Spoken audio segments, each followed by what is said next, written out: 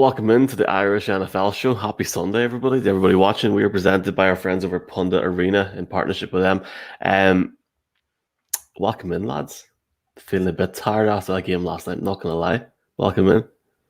But a really interesting suite of games. I mean, even the Seahawks Rams, which we'll talk about, which I enjoyed very much, and was less in doubt than the others, was still a really interesting game. It was indeed. Lads, before we start chatting about the games really quickly, welcome to everybody watching on Pundit Arena on Facebook, on Twitter as well. Welcome in. If you're an NFL fan and you were up last night, I salute you for being awake right now. Before we talk about the games, lads, obviously a really interesting set of games last night. The Bills march on again, albeit very briefly, with a 3-point win. Rams, I would say shock. The Seahawks, but we'll talk about that in a second. And Washington kept me up until the wee hours of the morning. And thank you to them. Lads, we're obviously going to talk about this whole situation with these games on Monday night's show, if you'll all join us then. But what's your one takeaway? Just start with you, Colin. What's your one takeaway from these games last night? Across the board, I suppose for me it was the Rams showing up and the Rams doing Rams things. I said that sacks change games, and did they change games? Russell Wilson just did not seem to know where he was, and Russell Wilson is an outstanding quarterback, but they were absolutely brilliant. And to do that with the best defensive player in the league on the sidelines for the majority of the second half, doubly impressive. There was talk during the broadcast about whether Staley is he going to get a head coach job this year? Is it a year too soon? Whether I would say they obviously would like to have him around. It'd be interesting to see what he could do for another year. But they were just absolutely brilliant. And given that what they were up against in terms of QB, who had thumb surgery just a few weeks ago, having to come in, I thought it was a phenomenal performance. Problem for them is how serious is the injury to Donald? How serious is that injury to Cooper Kupp? What will that mean for next week? But they were immensely impressive for me in that win against the Seahawks. Did any of us pick the Seahawks or the Rams, Brian? No, I don't think so. Yeah. Okay. The one and only, the lone wolf. Yeah, fair play to Colin. For me, it was actually the Colts and the points that they left on the field last night. Very aggressive play calling.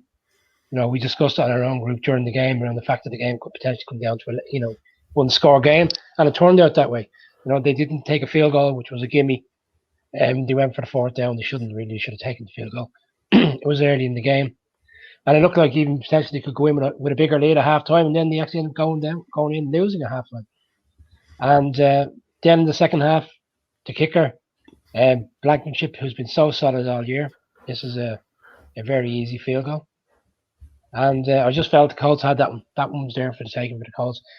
Josh Allen played well, and I know you keep raving about how great he is, but in the fourth quarter, and in particular on the last drive, he looked under pressure, and it looked like the enormity of the situation in terms of getting the Bills over the line, seemed to catch up with him.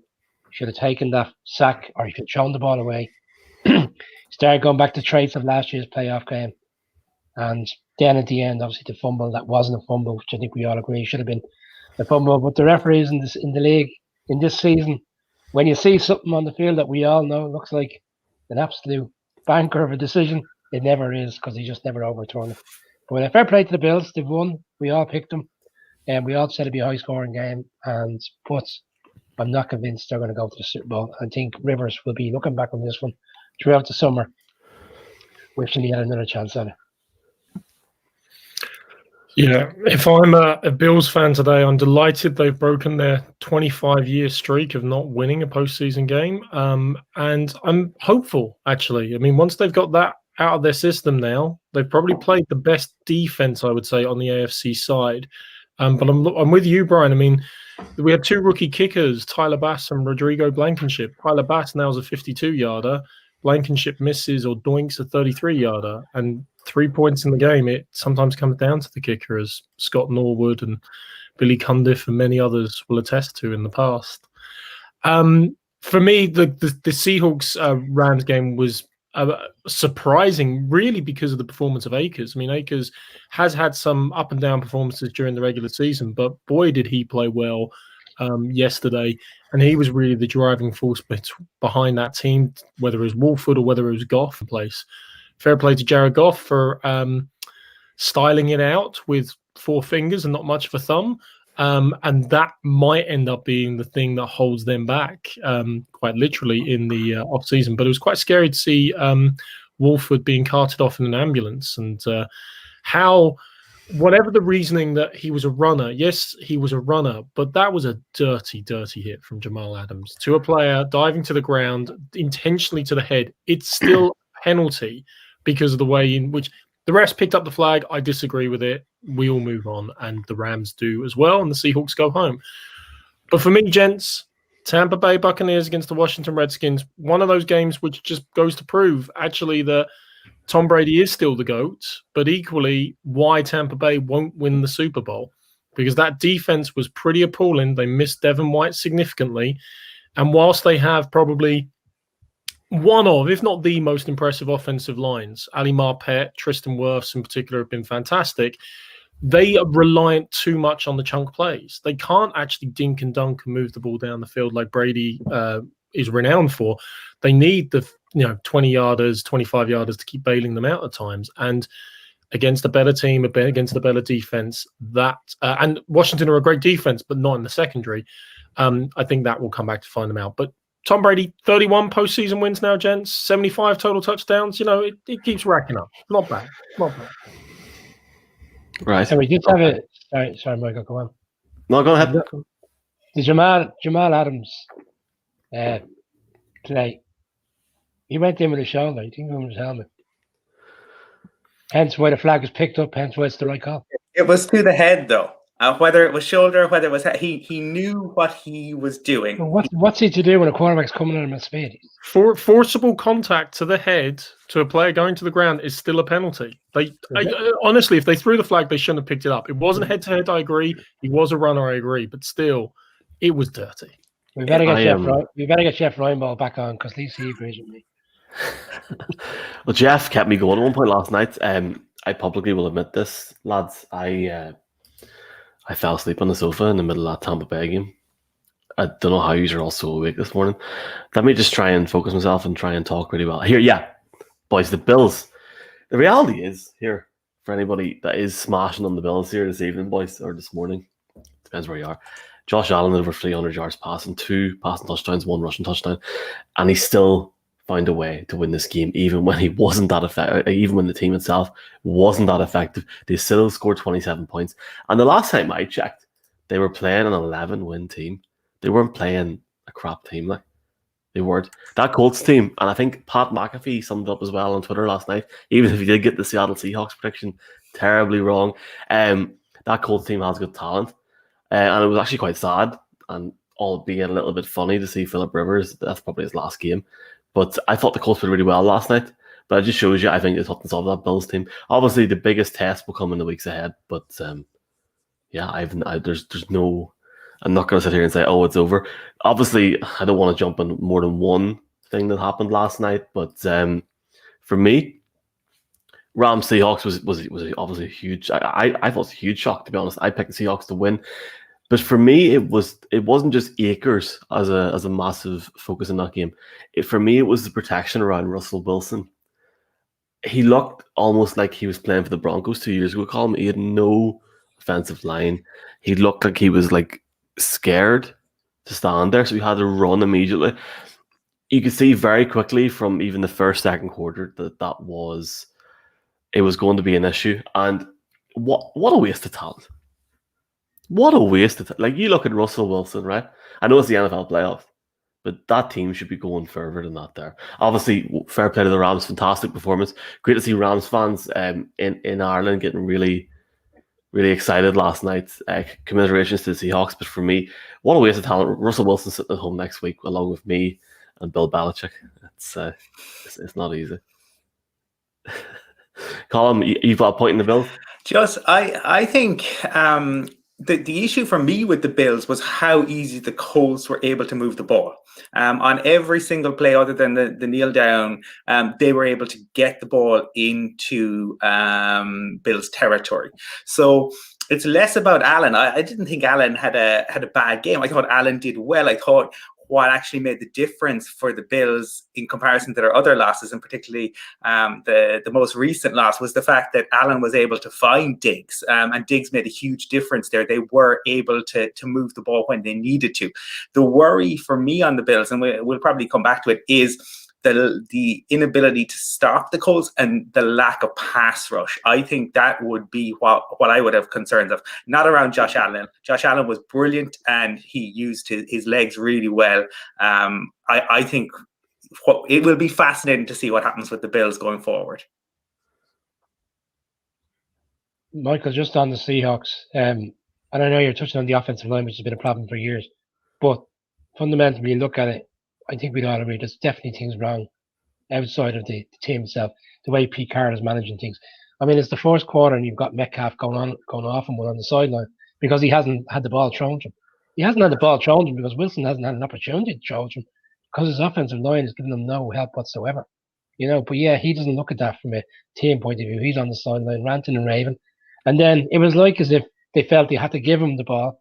So they called a bubble screen pass. He doesn't do his part in terms of running towards the quarterback in order to take the ball to move into the gap. He stands there waiting, and your man comes in, boom, pick six. Like how is Carroll allowing all that nonsense to go on the sideline? Yeah, but I mean, I don't blame Metcalf for that. That was an amazing play by the D-back. Read it, got around his blocker, jumped the route. Like that happens because the defense was ready. Metcalf didn't do the play fundamentally. But it's funny we're saying about Russell Wilson having to run around behind a depleted offensive line. I mean, we've been so worried about COVID. What about just good old-fashioned injuries on the O-line, potentially derailing people's playoff hopes? Brady and the Bucs last night lost Alex Kappa, their starting right guard.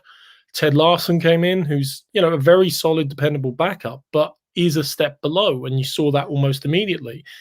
Strange, interior pressure messes up most quarterbacks. That's why David Bakhtiari's injury for the Packers is so important.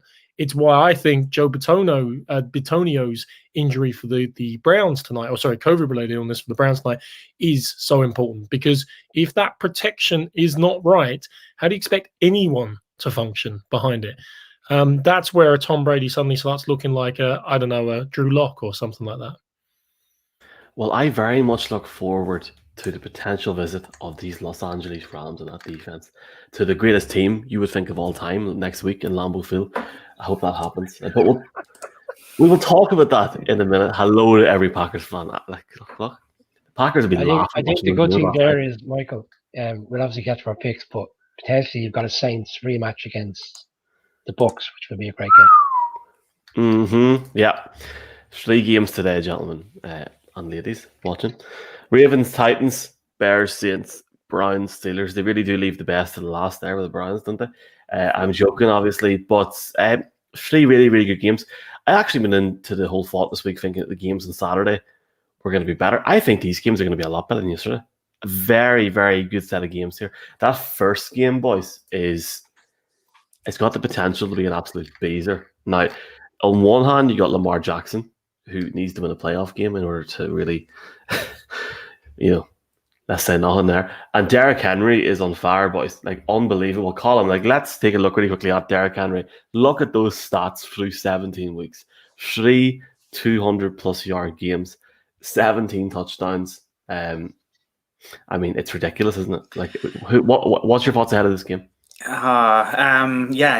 H2K, and how are the Ravens going to come up with a plan to stop him, because he has been their nemesis over the last 2 games. Obviously went for 195 yards, I think, in the game last year, and over 100 yards again in the game earlier this year, and won the game in overtime. I think that for me is probably what's going to be interesting is to see if the Ravens can come up with a plan. because the Titans defensively are not what they were last year. You can score points. We saw the Texans score points. People have scored points on this Titans team. Now they can score points too. If you can slow that down, if you can take that away, that's how you beat this Titans team.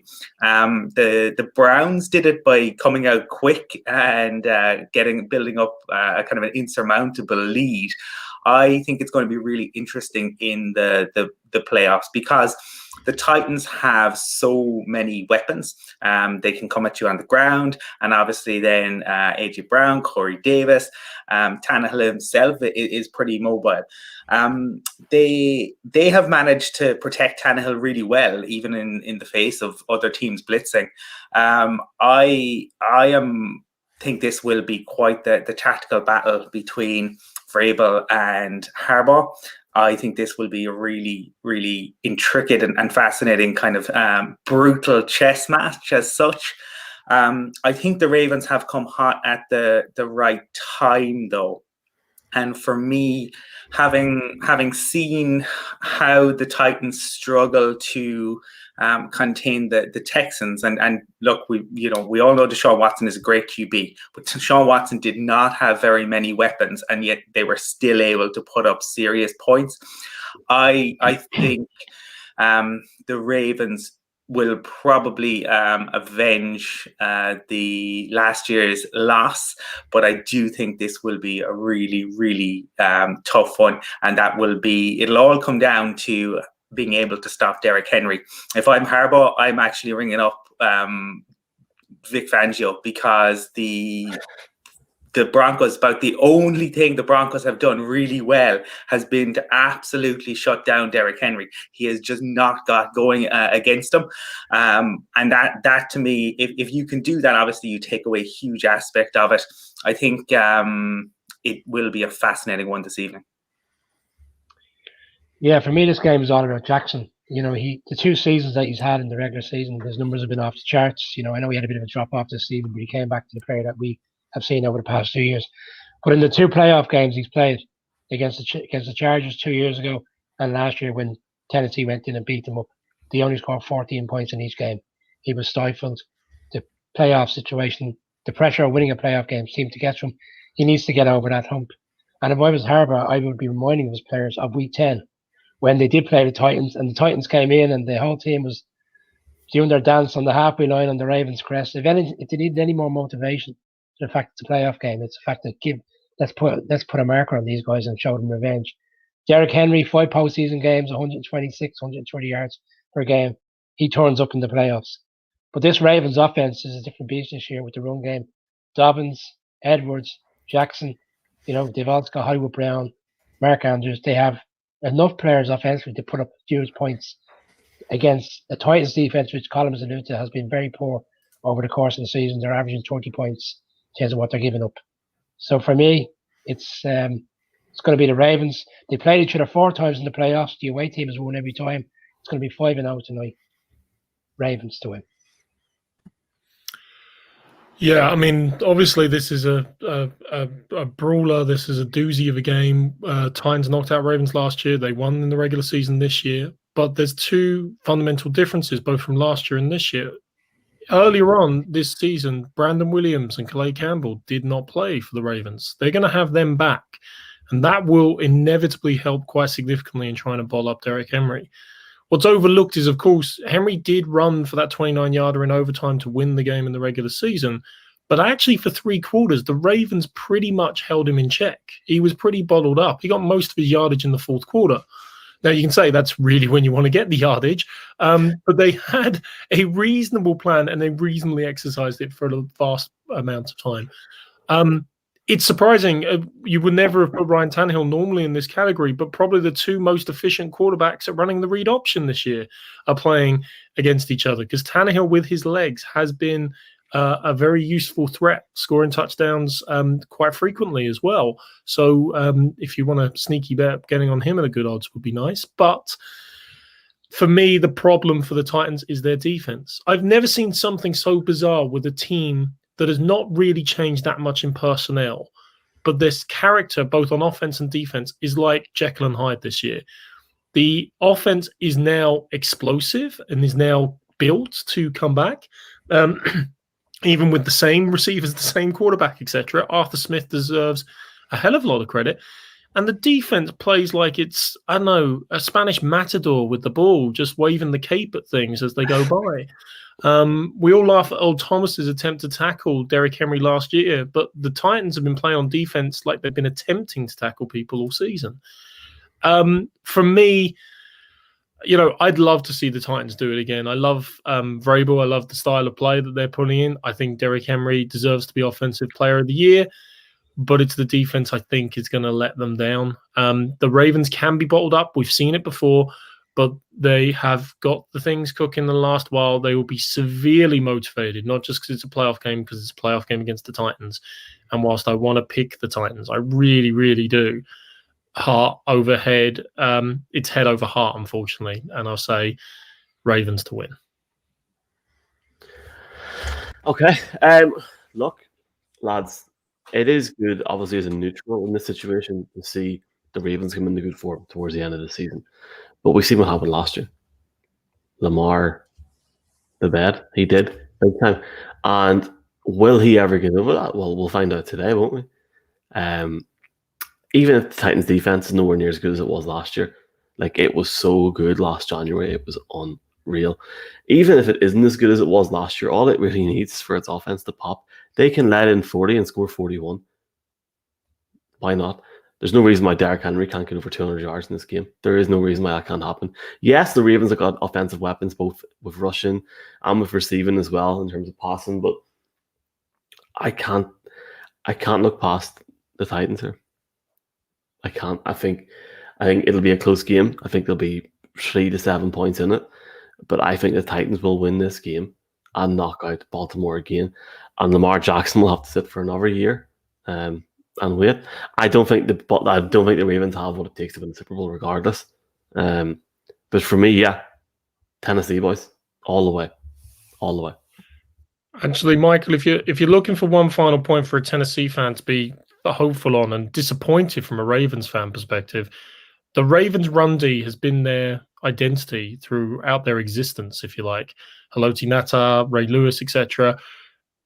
Derrick Henry is zoning in on being the first player since the bust, Jerome Bettis, back in the mid-90s to actually run for 3 games in a row against them for over 100 yards. So there's a random stat to look out for. But, if you're a Ravens priding yourself in your run D, you're kind of like, this isn't the run D we're used to either. Time will tell. One thing I will say as well, in the last time they played each other, when I think it was overtime, they won like 30, 23 or 24 or something, the Titans did. The Titans held the Ravens to like 130 yards. So if it stays around that again, they have a hell of a chance. I think they'll win. I just can't look past the Titans. I think the Titans are real underdogs in that division, which apparently is wrapped up for Kansas City, some people would say. But sure luck will say no. And then also you got a guy that should really, as Mark said, be in the talk for Player of the Year in the in terms of offense. Doing quite well here, boys, with no coffee. But second game, it's Drew Brees' final ride against the future Drew Brees, Mitch Trubisky. I'm only joking. Colm, for a neutral, how would you build up this game in terms of the Bears potentially winning? And what's your thoughts ahead of this game? I'd love to be able to build it up for the Bears, but Roquan Smith is out, and that is huge. I cannot stress how big that is. White being out for the Bucs was bad.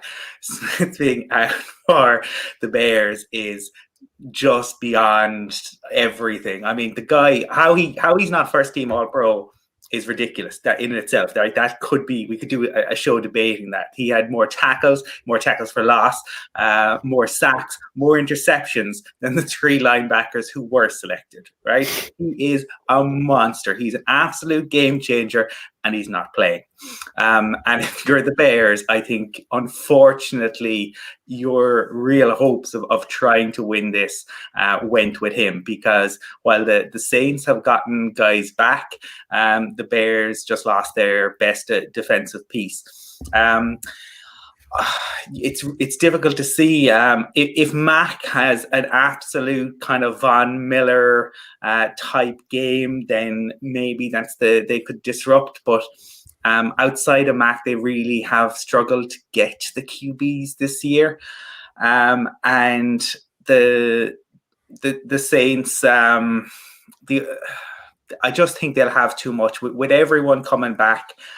The way in which they play, I know it was close in week 7. I don't think it will be as close this evening. Any team that makes the playoffs is in with a shout, but the Bears, we all kind of went with a feeling last week that maybe they could do it against the Packers, but we saw what a really good team does to this Bears team, and I think whilst Breeze is not anymore in terms of the arm strength and stuff like that, Aaron Rodgers, I think they will have more than enough to take care of business this evening. So the Saints march on for me. Obviously, hello to the Irish Titans there, Brian, as well. Yeah, long day for him waiting for 6 o'clock. Yeah, you touched on the point around we thought Bears potentially could cause an upset last week, but they played a good team, and good teams do to the Bears. They've only actually beaten one team this year with a winning record of the 8 wins, and that was the Tampa Bay Bucks earlier on in the season. How do they win? They win if Breeze has an off day, but the problem there is if he's having an off day, then they just bring Taysom Hill and let him run a few plays to give Breeze a bit of a breather. And Kamara's back. Okay, we don't know how he's going to react to the COVID situation. Even if the game was in Soldier Field, I think we'd all be picking, Breeze and the guys to win, even adverse weather conditions. Just can't see it. Michael Thomas is back. He touched on it. They're now back to a fully fit squad. They played majority of the season without him. In the postseason, he's had really good numbers, 100 yards per game. Standout wide receiver. Will they be able to manage him? Can't see it. I'm struggling to even put up a reason as to how the Bears can win. Trubisky can get the run game going with Montgomery, slow the Saints down, keep them on the field, take the offense off the field, run the clock. They can keep in the game for a couple of quarters. But for me, Breeze in the dome, 10 touchdowns in the postseason, no interceptions in the dome. Just going to put up a couple of touchdowns. I think this will be a comfortable win for the Saints. Buster Screen is also missing for the Bears, which kind of depletes their cornerback depth as well, which doesn't help when you see Michael Thomas coming back and Alvin Kamara making the game. One way this could have been a bit more balanced is if they put the game on Saturday. Because, of course, on Saturday, like Devin White with the Bucks, Alvin Kamara wouldn't have been able to play because it's Sunday. He is able to play. Not saying the NFL is favoring the Saints in what's likely Drew Brees' last season, but, other things have been said. Kamara, of course, leads them both in receiving yards and rushing yards. He's so critical to what they do. Whether he's on fire or not, if Michael Thomas being back is just so critical to the Saints. I mean, just throw it down, Drew Brees. It doesn't matter if your arm's gone. It doesn't matter if it's a duck. Michael Thomas will go up and get it and bring you to the promised land once more.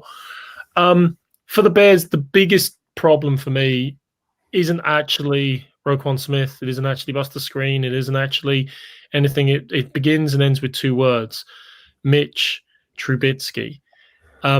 Frankly, your argument or any argument about whether you think the Bears can put it up to the Saints begins and ends with the question, do you trust Mitch Trubisky?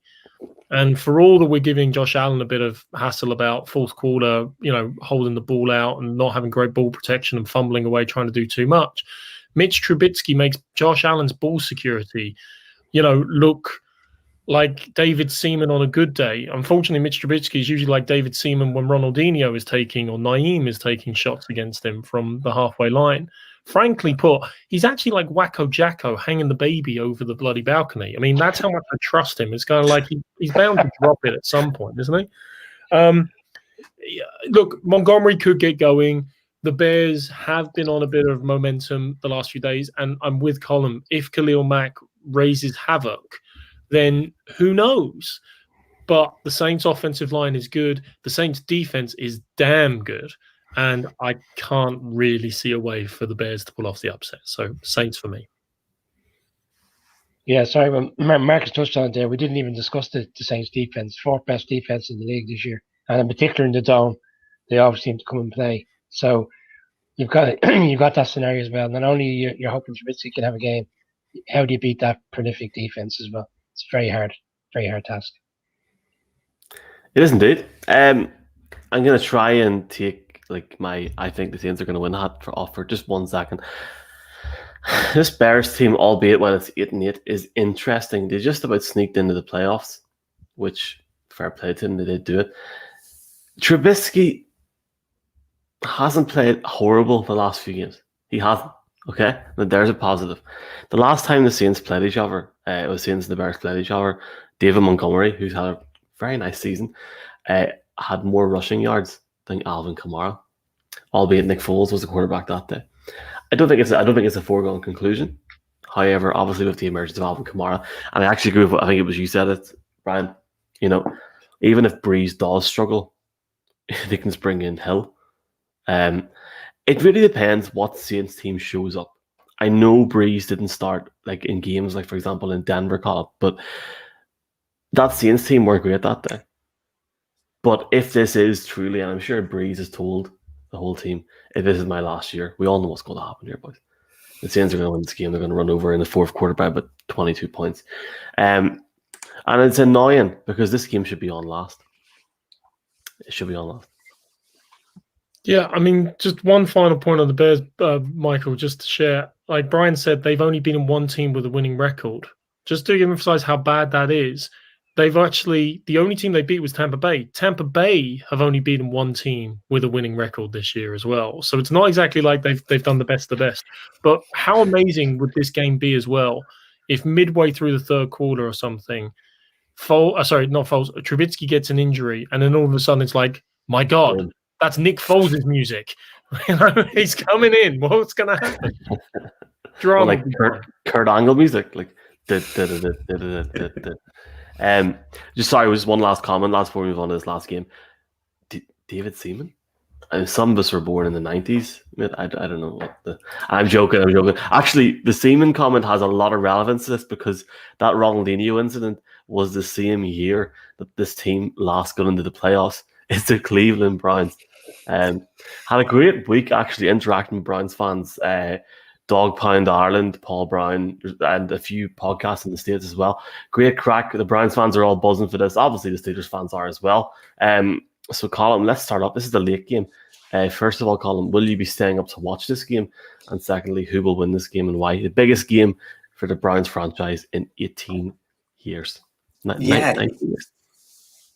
Huge game for the Browns, and I would love to see them kind of progress further than this round, but it's going to be really tough for them because where they are strong, that's where the Steelers are strong, and where the Steelers are weak, the Browns are weak also. So to me, what this comes down to, I suppose, is the Browns' ability to, shut down the Steelers, and it's an interesting one because I keep saying sacks change games, and that's where the Steelers are stand out right across the league. They have been absolutely brilliant this year. Mayfield, though, does tend to do well against the blitz. And so that's one thing you would say that potentially if you're a Browns fan, that might give you a bit of hope. But what they should really try and do is run the ball because the Steelers haven't been nearly as good against the run as they have against the pass. But will they do that? We saw them go away from the run far too quickly in some games this season, and so that's something I wonder about. Obviously, look, the head coach situation and being out is an interesting one in that how did they respond? Does it bring them together, a la Italy. Italy's last 2 World Cup wins in '82 and 2006 were both because the team came together around off-field issues and performed above themselves. I wonder around that. The other piece, I suppose, is as Mark said, that offensive line for the Browns that has been so impressive has also been hit due to COVID. So I don't think neither of these teams, looking at it, they both have weaknesses, and the Steelers have really they came up big against the Colts. But would you back on their offense to carry you to a Super Bowl? If the Browns weren't so COVID hit, I could really see them being able to win this. But I just think the Steelers will have enough defensively, and we've seen in terms of the Rams what you can do if your defense is really strong, even if offensively you're not fantastic. And I think the Steelers will edge a really close game. Yeah, the Steelers' offense in those 3 defeats around November time, when they had number 1 seed potentially in the bag, only to let it slip away. They were very average. The play calling was very conservative. Then they got to the stage against the Colts where they were down by 2 touchdowns, and it was a case of, right, we have to free up Big Ben here and let him go and do his thing in terms of throws deep down the field. And it all changed around. The offense started ticking again. You have to bear in mind they played every week since week 4. The whole COVID situation, they were the first team impacted earlier on in the season where the game got called off. So there was the reasons why they needed to rest up last week. And I think they're very energized. I think the offense will play well. Deontay Johnson is his main man now. Everybody spoke about Schuster at the start of the season. Then they went through a month where Claypool was the main man. Deontay Johnson, 75 receptions in comparison to 50 for Schuster, 42 for Claypool. He's the guy Big Ben wants getting out in the field, stretching the play. The Browns secondary has been suspect majority of the season, even with the guys when they're fully fit against the guys that have been playing during COVID. And I think the enormity of the first playoff game, you say it's the first one since 2003. They haven't won a playoff game in 27 years, since 1994, back a long time ago. So for me, it's going to be a similar scenario, one and done. Steelers will win. I don't see it being as close as people think. I actually think the Steelers will put up a game tonight and win comfortably. Yeah, Jonathan Taylor had a couple of bad drops for the Colts to sustain drives in last night's game. And unfortunately, I agree with Brian that Deontay Johnson is Big Ben's main go-to man now. And Deontay Johnson has a big problem with drops and inconsistent hands, definitely. So for Steelers fans, you hope he sorts that out and you hope he's ready to play playoff football to make sure that they can keep moving the ball, because their offense has been pretty putrid. Let's just call it as it is. The last 8 games of the season, it's been pretty woeful altogether. The good news for Steelers fans, of course, though, as the guys have alluded to, is they're going up against the Browns team that's absolutely decimated. I mean, coaching matters in the NFL. Coaching matters in the NFL far more, in my mind, than football or rugby or any type of more, if you like, fluid sport, because effectively every play is its own chess match. Every play is its own opportunity for a different play to be called in, for a different scheme to be applied. We talk all the time about halftime adjustments. Halftime adjustments in the NFL is not going from a 4-4-2 to a 4-3-3. Halftime adjustments are multiple positions, multiple sets, and variation. It can be a completely different game from first half to the second half in particular. So the fact that the Browns are missing the guts of their entire coaching staff, I mean, isn't it their special teams coordinator will be acting as head coach this evening, cannot be overstated. I mean, it really cannot. I mean, I do hope they've got Baker Mayfield and have just force-fed him Remember the Titans and Varsity Blues and Friday Night Lights, the movie, on a loop feed for the last weeks, because he has to imagine some kind of Hollywood ending or some kind of, let's throw it back to college or high school days, guys, and we'll pull it all together. That's the only way, unfortunately, I see the Browns pulling this off, is some kind of miracle Hollywood storybook ending that we're all going to be calling about, and we'll be reading about Baker calling the plays in the huddle and changing it up and doing amazing things. Look, it was great having Tay Davis on the show a couple of days ago. really lovely guy, really affable guy. Obviously, you can sense from him the excitement both in the Browns fans and the Browns players in terms of this great opportunity getting to playoffs. We'd like to have had Baker on, but unfortunately couldn't make it with schedules. But we'll hope to get him on during the off season. He was probably shooting another progressive video. That advert. That was the problem, guys. But the problem ultimately is the Browns, Michael, as you said, last made the playoffs in 2002. In 2002, the Browns fans, when they made the playoffs, could have had a child. That child is now of legal age, and as most 18-year-olds are liable to do, is looking back on their father or mother with disdain and despair about the terrible life choices they've made. The life choices the Browns have made in the last while, unfortunately, have not produced a winning football team, and I can't honestly see them winning this football game. And 1994 and the Bill Belichick coached Cleveland Browns will still be the last time the Browns have won a playoff game. You had to get 1994 and Bill Belichick in there, didn't you?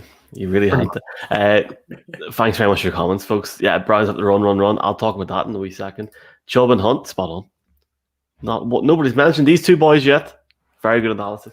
Lads, look, let's be quite frank here for a start. The last time the Browns were in a playoff game, I was in P7, or I don't know what you call it in the South. I was in my last year of primary school or national school, right? And Keena was living it up in Saipan. Big Mick was loving the crack. National scandal, which I don't think anybody has recovered from. And then obviously Big Robbie tore it up against the Germans, the 91st minute to make it 1-1. Albeit Ireland didn't win that game, but they shocked the world. Why can't the Browns shock the world tonight? Why can't they run the ball like hell? Bar that game against the Jets, they have barely, I need to check the stats, but they have barely turned the ball over all year. So why can't they? There's no reason why they can't win this game. There is a very good reason, Michael. Well, I know the whole COVID situation.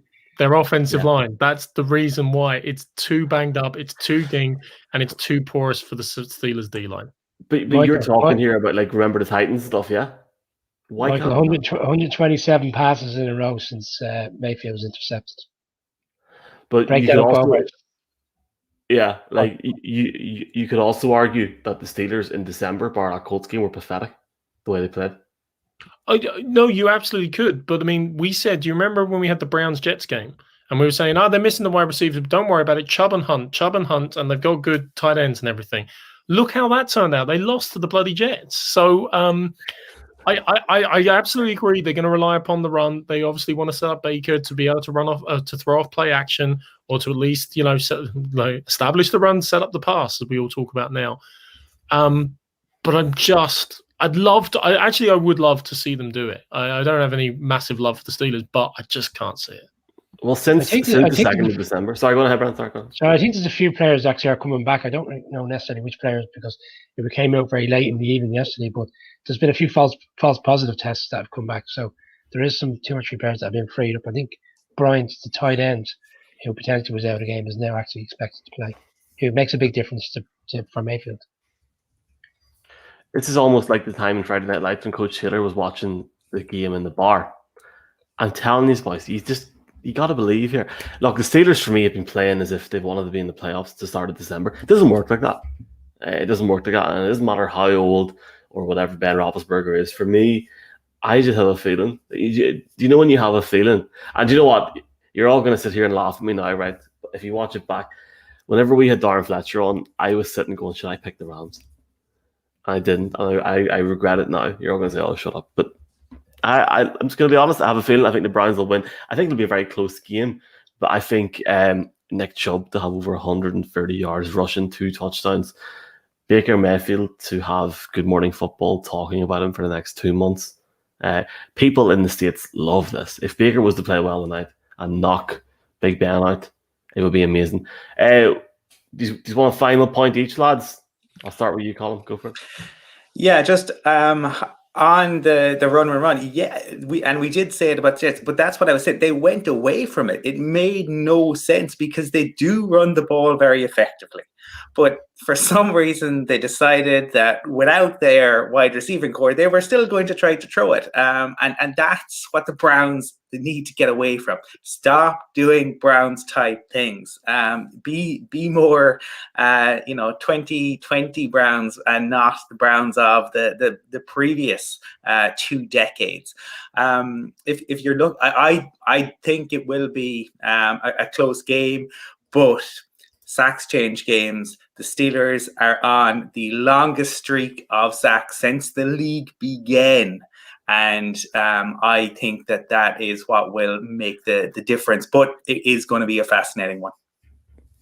Michael, you referred to the Rams results as a shock. I don't necessarily think that was a shock. I think that was a game that could have went either way, because if you look at the games over the years, they always tend to beat each other. And McVay of late has had a very good record against Seattle. But for the Bears or the Browns to go in on the road and win tonight, either one of those results would be a shock, and probably one of the biggest shocks I'd imagine that we've seen in quite some time come playoffs. But there's always a shock on wildcard weekend, and I don't think last night's game was the shock, so who knows? Yeah, I mean, it's going to help them that there's nobody in Heinz Field, so they don't have to deal with the yellow hankies being waved in the air. But seriously, the Bills did break their last their playoff drought, which went back to 95. So maybe the day after the Browns to break their playoff drought, going back to 94, might happen. And Michael, if you say I've got a feeling, well, that's apt, as Black Eyed Peas happen to be coaching the Pittsburgh Steelers, so that's appropriate. I don't get this Tomlin Will I Am reference. I really don't. I really, just in case anyone was wondering, what the hell we're talking about there. By the way, so you need to get 2 photos of Will I Am and Mike Tomlin to tell you doppelgangers. He's right, Vance. He's right, Michael. Stick on a pair of glasses and a Steelers hat. We could. We're obviously back tomorrow night, 9:00. I think I have nothing else to be at anyway, but we could be talking about so many factors here. And one of them already is one. Philip Rivers, is that it? Ben Roethlisberger, is that it? And Drew Brees, is that it? If that is, that would be one hell of a show. But I guess until then, lads, appreciate you all. Obviously, if you want to watch the games today, here they are. I have it all prepared. Here we go. Yep. Ravens Titans at 6:05. That's on Sky Sports. Ironically, the other games are also on Sky Sports. Bears Saints 20-10. Just put the game on at 6 and 9:30. Like I mean, that's just like some of us want to watch Beat the Chasers. You know what I mean? So it's not easy. But the Browns against the Steelers at 1:15. I'm staying up for that. Are we all staying up for that? Yeah. That's the plan. Give it a go. Yeah. Right, game staying up for it as well. But it looks. Saipan 2002, baby. Here, lads, until then, thanks very much. Obviously, our podcast is available online as well. Just search for the Irish NFL Show. We'll see how good Brian is at uploading. It should be up before 10:30 this morning. If it isn't, you can get him on Twitter and annoy him. Until then, see you tomorrow night at 9:00. Thanks very much, lads. Enjoy the games today. Good luck. Enjoy the game.